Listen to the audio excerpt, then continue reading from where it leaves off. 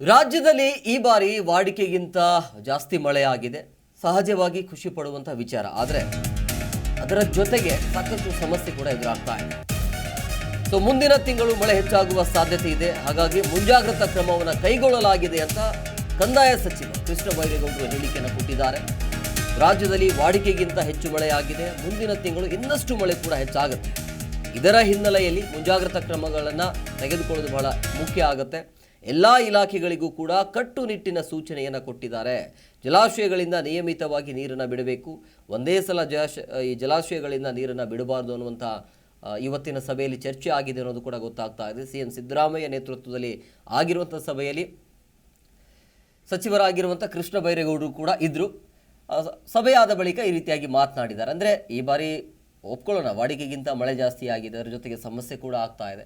ಹಾಗಾಗಿ ಮುಂಜಾಗ್ರತಾ ಕ್ರಮವಾಗಿ ನಾವೇನು ಮಾಡಬೇಕು, ಎಲ್ಲೆಲ್ಲಿ ಸಮಸ್ಯೆ ಇದೆ ಅಂದರೆ ಈ ಭಾಳ ಮುಖ್ಯವಾಗಿ ಈ ಜಲಾಶಯದ ಸುತ್ತಲೂ ಇರುವಂಥ ಗ್ರಾಮಸ್ಥರಿಗೆ ಅವರಿಗೆ ಸಮಸ್ಯೆ ಇರುವಂಥದ್ದು. ಹಾಗಾಗಿ ಇನ್ನೂ 3 ರಿಂದ 4 ದಿನಗಳ ಕಾಲ ಧಾರಾಕಾರ ಮಳೆ ಇರುವಂಥ ಹಿನ್ನೆಲೆಯಲ್ಲಿ ಅವರಿಗೇನಾದರೂ ಬೇರೆ ಕಡೆ ಏನಾದರೂ ಸ್ಥಳಾಂತರ ಮಾಡಬೇಕಾದ್ರೆ ಕಡೆ ಗಮನ ಕೊಡಬೇಕಾಗುತ್ತೆ. ಹಾಗಾಗಿ ಎಲ್ಲ ಅಧಿಕಾರಿಗಳು ಇವತ್ತಿನ ಸಭೆಗೆ ಭಾಗಿಯಾಗಿದ್ದರು.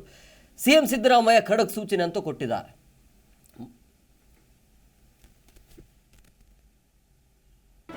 ಜಿ ಕನ್ನಡ ನ್ಯೂಸ್ ಈಗ ನಿಮ್ಮ ಮನೆಯಲ್ಲೇ ನೋಡಿ. ಎಲ್ಲ ಕೇಬಲ್ಗಳಲ್ಲಿ ಈಗ ಲಭ್ಯ.